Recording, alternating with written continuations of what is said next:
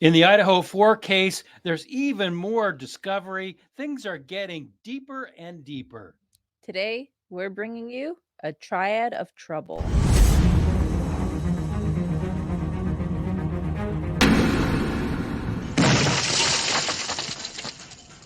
Day after day, we look into this case, and there is trouble looming overhead. I'm Lainey Law. And I'm attorney Andrew Myers. In this episode of About the Law, we're going to be discussing some of the troubles coming up in the Idaho 4 case today. Andrew, what do you have in store for us?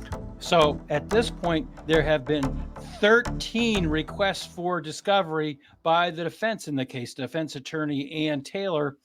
And that has got to be a little bit of a big head scratcher for a lot of people. I've never seen a case that has had 13 rounds of discovery. It's just gotten to be a real mess. And, in the last couple of hearings that we have been able to see, of course, some of it's held privately and some of it is held in public. Just a little bit that I've seen just portends real trouble, a fight between the prosecution and the defense. The defense wants more and more. The prosecution says, well, we're having trouble. There's all these different agencies we have to work with. And the judge, although deadlines have been imposed, seems to be, I'm choosing my words carefully, unable to really, commandeer the whole thing. So that's why I am saying that a discovery master is needed to come in and straighten out this whole mess. A discovery master, you say? Well, let's take a look at what I am meaning by that. In a lot of court cases, independent, neutral third parties come in to resolve cases. And I'm going to look at some recommendations by a group that's called the Academy of Court-Appointed Masters. Now, again, masters are brought into a lot of different types of cases. They are not affiliated with the court, and they are not affiliated with either side. They always find a neutral third party to come in and make recommendations. Now, the recommendations of the master are not final. Only the court can finalize the arrangements that are made by a master. But at the same time, the master can spend a lot more time on the case. In other words, the district court in Idaho has jurisdiction over all criminal matters, major criminal matters. It has in Idaho, the district court, jurisdiction over all personal injury cases of over $10,000. It has jurisdiction of all contract disputes. So the judge is busy. A typical docket will have tons of different cases for that particular day. So the court itself has a lot to do. And it would, I think, now that there are 13 requests for discovery, and not only that, 4 motions to compel, I believe it is time for the court and the parties to agree to have a full-time master come in and take a look at this. A discovery master is a person that comes in to help resolve disputes like this. The use of a discovery master to manage and supervise complex cases is relatively commonplace. The discovery master can manage a discovery plan, issue orders resolving discovery disputes, make recommendations to the judge, monitor ongoing discovery. Sometimes a discovery master will sit in on depositions that are particularly contentious. That wouldn't be necessarily what would happen in this case. But because the authority of the master is limited to managing discovery, the courts and parties often view the discovery master's role as less judicial and more managerial in nature. This is something that I think a lot of people, maybe haven't heard of. But I think when you describe it like this, I think a lot of people wish that this was something that the case had. And now, is there a reason that you think that this isn't part of this case right now? Is this something that is more reserved for civil cases? Do we typically have discovery masters of things of that nature in uh, crime cases? Well, interestingly, a lot of people do associate discovery masters with civil cases, complex cases, aviation litigation, products liability litigation, multi-party litigation, and that's true. However, masters can, in fact, be used in criminal cases. right here. Criminal case master. In criminal cases, special masters can assist the court in administering the resolution of cases. Masters can assist the prosecution and defense in negotiating plea bargains while preserving and protecting the interest of the public and the constitutional rights of defendant. And I'm not necessarily saying that the master in this case would work towards a plea bargain. However, if you look at the final sentence of this section on the criminal case masters, the master's role is to review sensitive documents and secure them until a court determines if items are privileged. Now, that's only part of the fight, but in the Kohberger, Idaho 4 case, that's been one of the problems for the last year or so. There's just been so many rounds of discovery, almost all of them sealed. There have been, as I said before, 4 motions to compel discovery. It would seem to me that it's time to move on for the court in the interest of judicial resources and in the interest of expediting the trial and expediting the hearing process so that the few hours that are available for these hearings that we've seen half of maybe, that the whole discovery dispute that's gotten to be a mess, to put it nicely, give that to someone else. Let them step in and spend time, determining, are there really 400 witnesses? I say no. Are there really 51 terabytes of information? I say no. But if there are 51 terabytes of information, let's have a master come in and just tell the parties, here's how you should resolve that. I mean, I don't know. It seems like a good solution to me. I think a lot of people would agree with you. I mean, ultimately, I agree with you too. I think that after 13 requests for discovery, I think it doesn't make sense that we haven't reached the point where if this is, something that can be implemented, I don't understand why we haven't done that already. Well, I don't either, but let's just take a brief look now at what the most recent round of discovery was looking for. This is the motion to file Exhibit L attached to the defendant's 13th supplemental request for discovery under seal. And what does that mean? The discovery motion itself says we hereby request, pursuant to the rules, that the following items be made available to us. And then it's all on Exhibit L, which is sealed and secret. So we can speculate. And in the past, I've taken a look at the rules and told you the categories of things that are appropriate for discovery. But we do not know. Now, a lot of people will show you, oh, look, we have new docs in the case. Well, let's take a look at the docs and see what we can figure out from them. Look at the second sentence.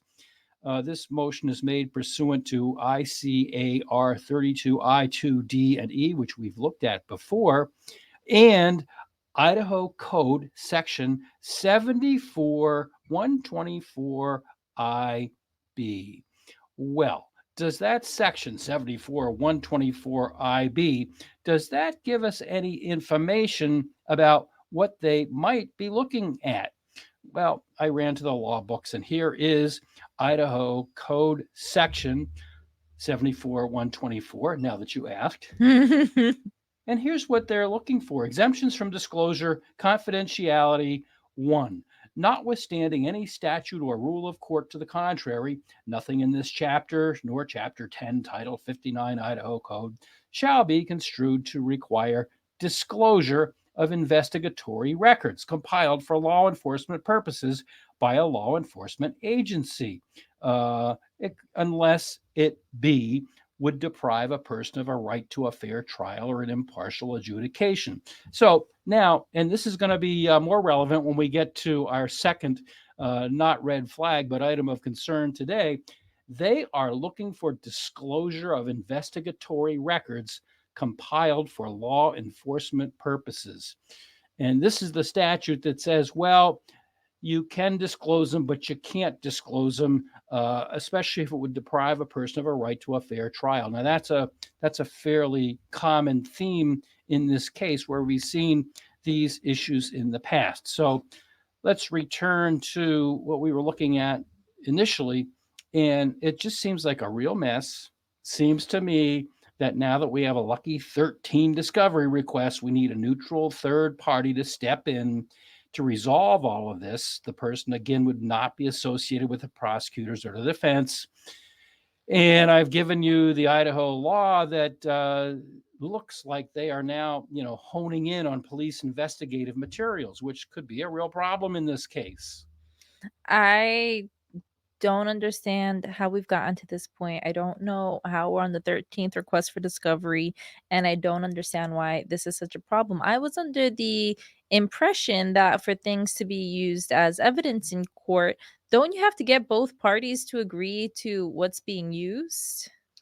Well, not necessarily. There are always objections. You want to bring something into evidence, and unless I've agreed to it in advance, which the courts like, by the way, I'm going to object. And now we have a bench conference, and now, we saw a lot of that during the Gutierrez trial a few weeks ago, where the parties were objecting to each other's evidence, and that judge, rather than letting them argue these points from their tables, they had to run up to the bench. And so that trial was a little bit tedious to watch. And oh, by the way, it's under appeal. But focusing on this one, the fact that there is such a fight over material, especially police investigative materials, bodes very poorly for the Kohberger case. It bodes very poorly. And why do I say that? There is a trial going on right now in New Hampshire. It's a retrial because in the beginning, the prosecutor and police failed to disclose all of that information. And so, what is that all about? Well, during the first trial, and we'll get into the facts of the trial itself in a minute, on October 23rd of 2019, 5 years ago, the prosecution was presenting its case in chief when discovery violations were brought to the court's attention. Over the next several days, the prosecution and defense would learn that more than 500 pages of written documents and 39 discs of media had not been shared in discovery. Among the evidence included in the significant discovery was cell phone extractions, a pre-polygraph interview of a witness, and surveillance footage. Now, Kohberger fans or people that have been paying attention to this case, does that sound familiar? Cell phone extractions. It's like not even just the cell phone extractions. I mean, I think that we've talked about this before, but just not sharing this information. We've discussed in the past how this case can end up taking over 20 years if things aren't done right the first time, if things aren't shared properly. Why are we on the 13th request? I've said this so many times today at this point, but it just doesn't make sense. And we're kind of just setting this up for disaster, I would say. Well, this case that's going on in trial in New Hampshire right now proves the point that you can't allow parties in a criminal case where a person's constitutional right to a fair trial are implicated. And this trial, again, it took 5 years, and the defendant has been sitting in a jail in New Hampshire for 5 years while they ironed this out. The trial just started in early March, and my understanding is that this trial in Stratford County, New Hampshire Superior Court is expected to last until mid or late April. So, continuing on with Court TV's summary of the real problem here, the defense called for and was granted a mistrial on October 31st, 2019, after it was also found that all discovery about the drug investigation in that case had never been turned over to attorneys, despite repeated requests. Does that sound familiar with 13 repeated requests? The parallels, the thing is, because a lot of people have already made up their mind, oh, this person's guilty, oh, this person's innocent. On this podcast, as always, everyone is presumed innocent until proven guilty. But we're taking up so many resources going back and forth through this. And the fact that, like you said, we have these requests for discoveries and we're seeing the same issues in New Hampshire. Why are we setting ourselves up like this? What is the point of extending things? It's just we're wasting time, we're wasting resources. If you're not going to do it right the first time, we're going to end up being here every few years figuring out appeals and trying to get things sorted. And in our previous episode, we talked about a case that was tried 4 times because of different types of errors, but in 7 appeals, some of the same issues were raised, including questions about the grand jury and questions about evidence. And so It is, and we've heard the judge say that in this case, is that it's very, very, very important to get it right the first time. But where cell phone extractions were an issue in the case that's now being retried in New Hampshire, and cell phone extractions are going to be, we're only on point 2, folks. We're going to move on to point 3 in just a minute after we make a couple of more quick points on this one, where cell phone extractions were withheld. Why is it that in Idaho we hear so much about how the prosecution is just not turning material over? Now, the local television station in New Hampshire is WMUR. They hire great reporters, and here's how one of their reporters by the name of Hannah Cotter addressed this situation. The defense called the state's investigation sloppy and incomplete and said there was other evidence and DNA found at the scene, including someone else's blood. The state's lead investigator failed to turn over a significant amount of evidence until the middle of trial. The bottom line is that a lack of professionalism raises a lack of confidence in the decisions and results of this investigation. The defense said the state ignored other leads and suspects and are pointing fingers at the wrong man. Consider the other players you will learn about in this case. Their suspicious behavior that they can't account for. So interestingly, in that case, similarly to the Kohberger case, the manner of death was stabbing by knife. In the New Hampshire case that's now being tried for the second time, the issue was that a lot of the evidence just wasn't provided through discovery by the state. So now I would like to take a look at how one of the local newspapers is following that. And again, this trial is going to be going on for probably the next month. The defense in the double homicide trial says the state mismanaged the investigation. This is from the New Hampshire Union Leader, which is the major newspaper up in New Hampshire. Tim Verrill wasn't the homicidal maniac who brutally stabbed and bludgeoned 2 women to death in an early morning drug-fueled paranoid episode back in 2017, his attorney said during opening arguments. If the state's investigation had not been fatally flawed, investigators and state police would have investigated evidence properly, interviewed potential leads, and not withheld evidence that excluded Verrill from several DNA samples, including skin cells taken from under victims' fingernails and blood swabbed from the ceiling, said attorney Matthew McNichol. That's really interesting because, people have questioned in the Idaho case, and we don't know because so much information has been withheld and kept secret and redacted. We don't know if there have been skin cells taken from under victims' fingernails, and we don't know if blood was swabbed from walls and ceilings. There's that one picture of blood, there being so much of it at the scene there in Moscow, Idaho, actually trickling outside of the building. So, and if the court withholds information in discovery, this is what can happen.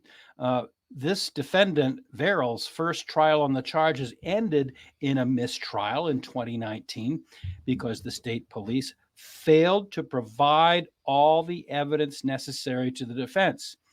He has been held without bail at the Carroll County Jail since his arrest in February 2017. On Tuesday, the defense pointed to prosecutors' previous omissions, including incriminating witness testimony and video surveillance that could indicate Sullivan's boyfriend, Mr. Smoronk, hired someone to kill her. Smoronk lived with Sullivan and operated a multi-stage drug organization from the residence, according to court documents. Instead, they zeroed in on Tim almost immediately and got tunnel vision. Now, isn't that something we hear in the Kohberger case? And that's something that you've said many times before, too. We need to stop focusing. Was it Kohberger that we need to focus more on what happened in this house? What was the process? How did we get here? Why are we focusing and saying this one person's guilty? And have we explored every avenue? is something, that you bring up quite often, and I think is very valid and pertinent in this situation A lot too. of people bring that up, and not to beat a dead horse as we've been accused of doing, but this is today's newspaper, the day that we're recording this, and this is this New Hampshire case that, think of all the money that's spent, the taxpayers' money and other money that the state is able to come up with. Imagine all the money that's spent on all these retrials. And I quote from the newspaper article, and this is the last paragraph I'll read. Instead, they zeroed in on Tim almost immediately and got tunnel vision. They treated incomplete evidence as completed. Suspects and physical evidence were ignored, and ultimately their disjointed information caused a mistrial in 2019 because the state's lead investigator failed to turn over significant amounts of evidence until the middle of the trial. And this just kind of also is just bad for America's trust in the judicial system as a whole, I feel, because I mean, as we've seen in media, a lot of people already have a huge distrust for whether it be police or the judicial system. And, we want criminals to be persecuted.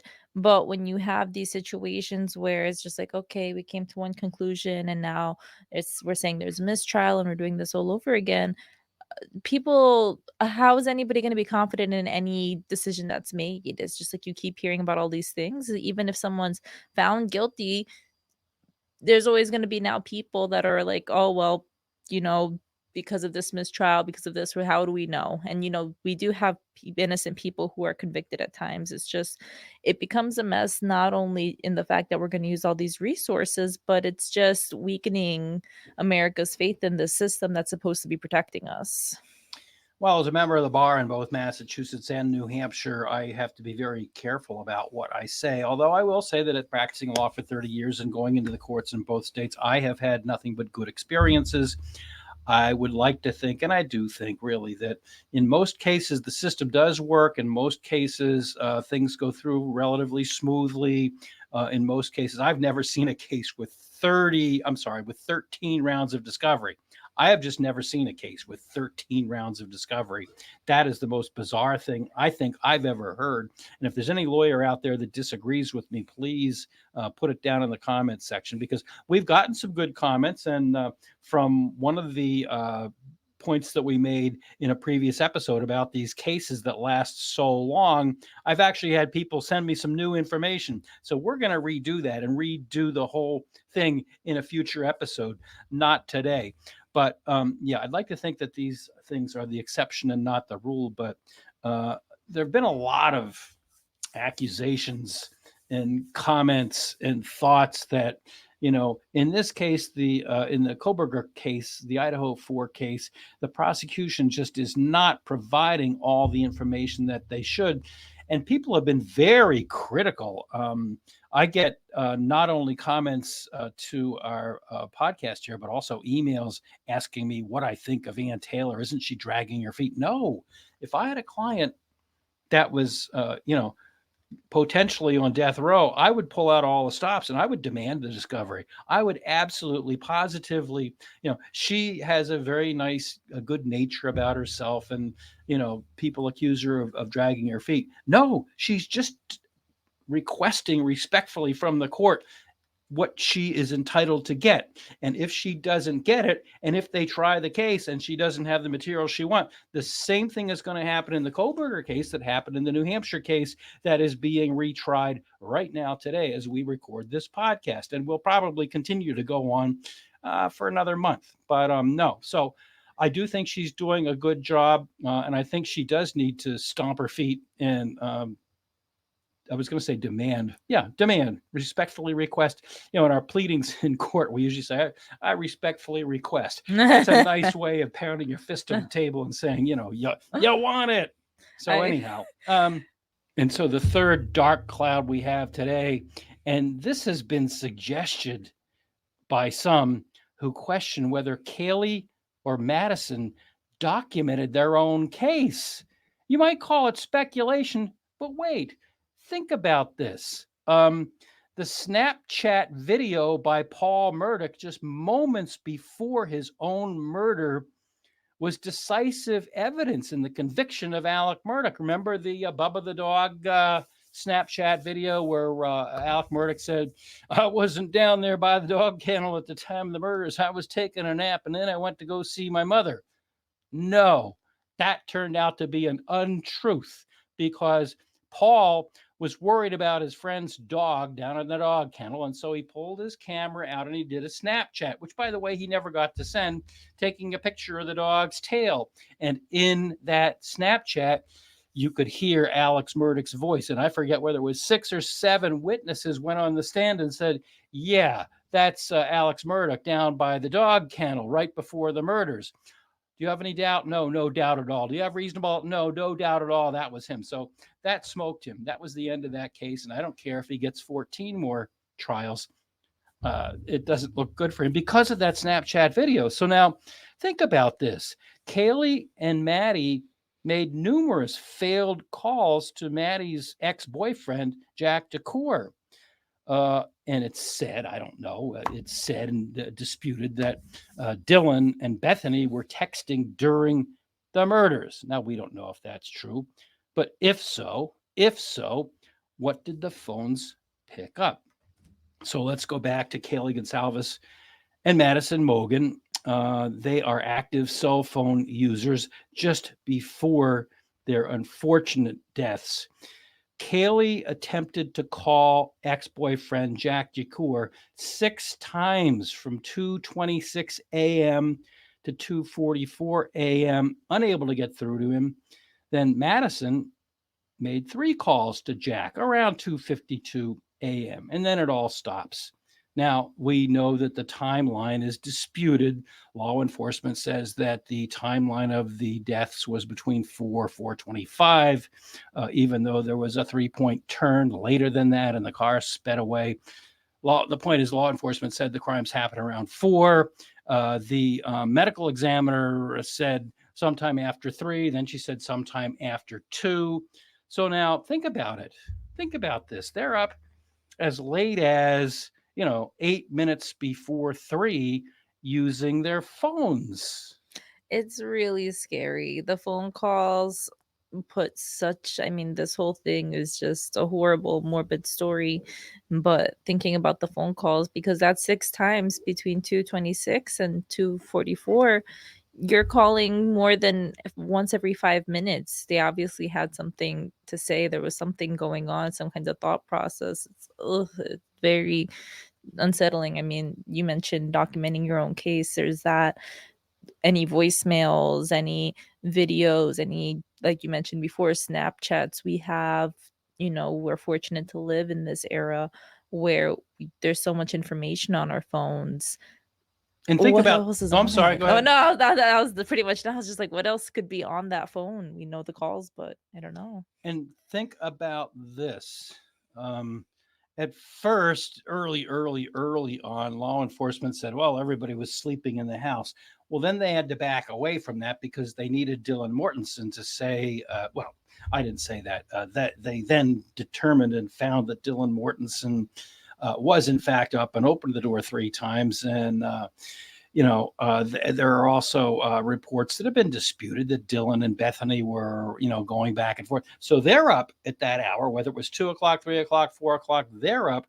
And I would suggest that Kaylee and Madison were most likely also because A, they'd had a long night out at the bar. B, they went and they got their pasta carbonara, brought it home. C, they're making phone calls between 2:26 and 2:52. Did they go to sleep? I don't think so because you know what? Kaylee was about to start a new job down in Texas and she was leaving. She'd bought a new car. She brought it over to show Madison and they had a good night out on the town. And this was the last time they were going to see each other for quite some time. It's more than reasonable to think that, they're young people. Young people are addicted to their phones. You yell at me all you want for saying that. It's true. And this was the last time they were going to see each other for a long time. So they're staying up late talking, what are you going to do down in Texas? Are you going to miss so-and-so? Oh, you broke up with Jackie. You're going to get back together with him. Well, tell me about your job. I mean, Tell me, girls have a lot of stuff to talk about. Am I right, or do you want to slap me? Well, the situation, I don't really know what their situation was exactly, but I definitely agree with you that the likelihood that you're calling someone 6 times and then falling asleep within the hour, I don't see that as possible. And another thing that I'm just thinking about too with our phones, I mean, I take a couple steps with my phone and it's tracking my every movement. I agree that, I mean, I'm personally, if I'm calling someone, I'm not falling asleep within an hour of not getting that call because I'm going to want them to call me back. What's going on? What kind of text messages are being sent? But I definitely agree with you that the likelihood of them deciding all of a sudden that they're going to fall asleep within an hour is very unlikely. Yeah, so think about this. They're up, they're calling Jack. They want to talk to Jack for whatever. Maybe it was what they told the bartender.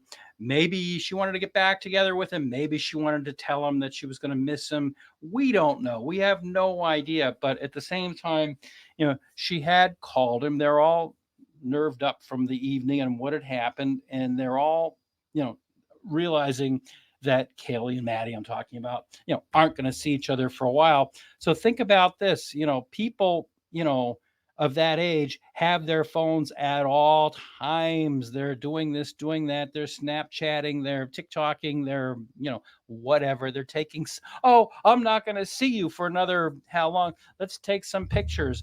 In any event, just think about this. Think about the Paul Murdoch Snapchat. Imagine they're Snapchatting or talking or taking selfies, whatever. I showed you a slide of Maddie taking a selfie outside the food truck a few minutes ago. Imagine they're taking these pictures and the person comes in. They So get a video, scary. they get an audio, they get something. Who knows? I mean, we know that they had the phones. Whoever the perpetrator was didn't take the phones. We know that law enforcement got the phones. So I don't know. Is it speculation?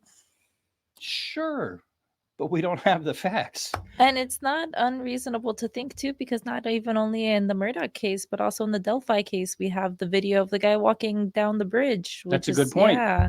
That's a good You point. never know, like, especially if something's weird. I mean, I'm the kind of person, and I think a lot of people feel this way too. I don't know like what their situation is, but it's like if something's going on, I'm gonna pull out my phone's flashlight at least, usually if it's at night, or sometimes you hear a weird sound or you see something weird, you go to record it, or maybe they were just like we see a lot of people have seen their TikToks and stuff. Who's to say that they weren't even recording a TikTok or something like that? There's just so many like situations that we might have some more information on those phones that we're not aware of.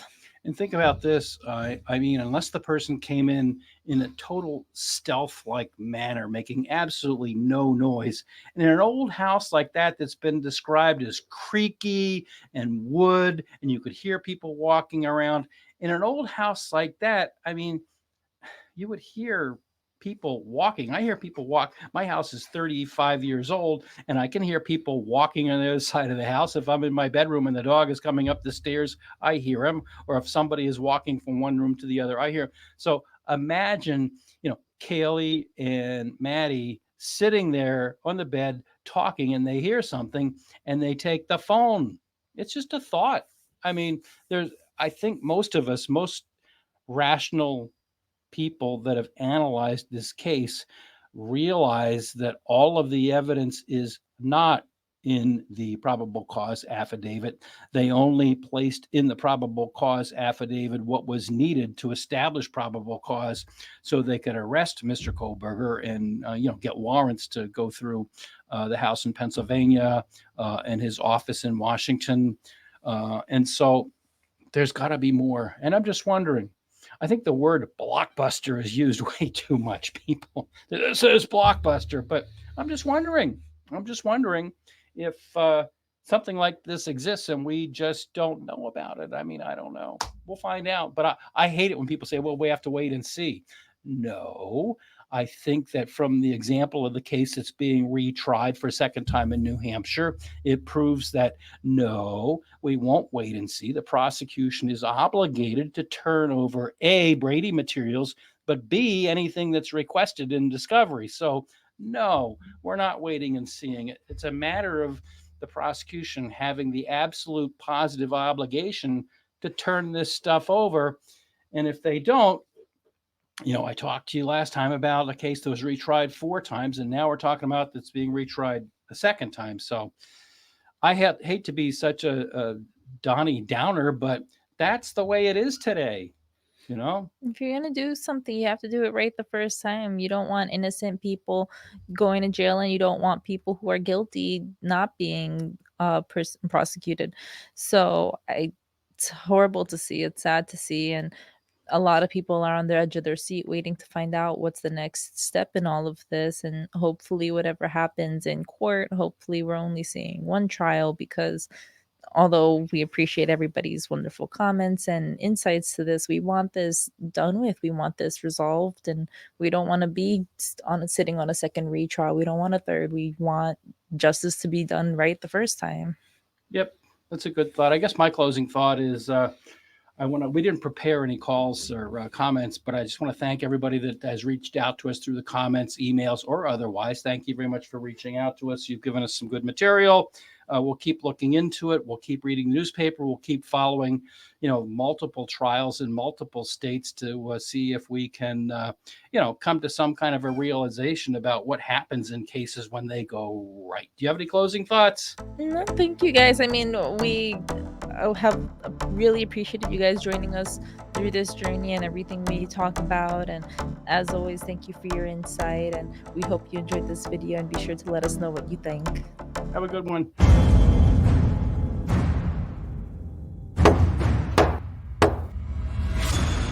You have been watching About the Law, a production of the law offices of Andrew D. Myers in Methuen in the Merrimack Valley of Massachusetts, and in Derry, just outside of Manchester, New Hampshire.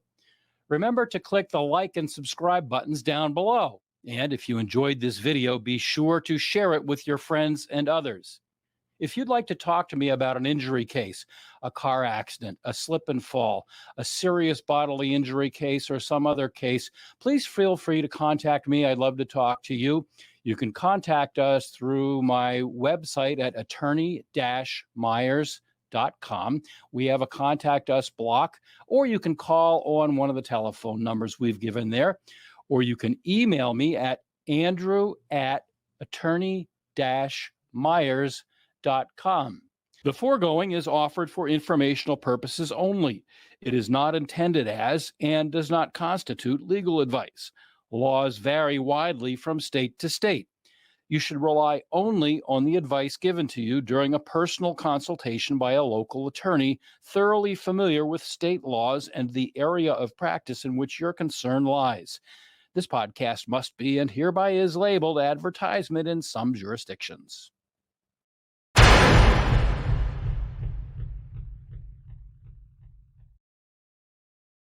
I forgot something. Did you forget? That's not that. No, I forgot something. I usually, towards the end, when I, thank people for commenting and invite people to keep commenting, I usually say, be polite, be respectful. Doesn't matter if you're in the grocery store or the gas station or anywhere else. You don't know what people are going through. So always be polite and be respectful. But especially in our comments section, if you're polite and respectful, we don't mind people that disagree. If you go through the comments, boy, oh boy, are there people that disagree with us. However, if you're going to personalize it and say, what kind of a lawyer are you if you believe, and then fill in the blank, like I've said before, I love the little delete button, and we use it because there's no need to personalize it at all. So that's that. Be respectful. Be No dead polite. horses. Be polite. Darn it, be polite, will you? And no tunnels. There are tunnels. No tunnels. Be polite. You don't know there aren't tunnels. There are tunnels. There are tunnels. Be respectful. No tunnels. Somebody said in the comments last week, I don't know, did you see this one, that this one person waited until the very end to see if we mentioned horses? No horses. Bye.